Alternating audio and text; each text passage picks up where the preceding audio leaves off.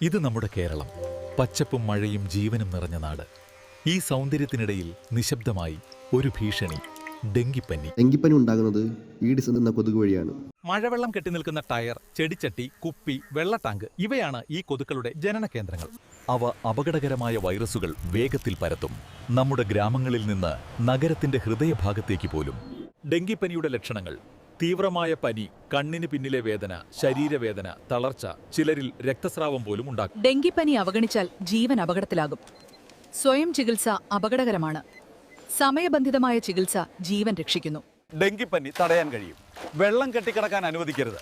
ചെടിച്ചട്ടികൾ കമഴ്ത്തുക, ടാങ്കുകൾ മൂടുക, ആഴ്ചയിലൊരിക്കൽ പരിസരം വൃത്തിയാക്കുക. കൊതുക് കടിയിൽ നിന്ന് നമ്മൾ നമ്മളെ സംരക്ഷിക്കണം.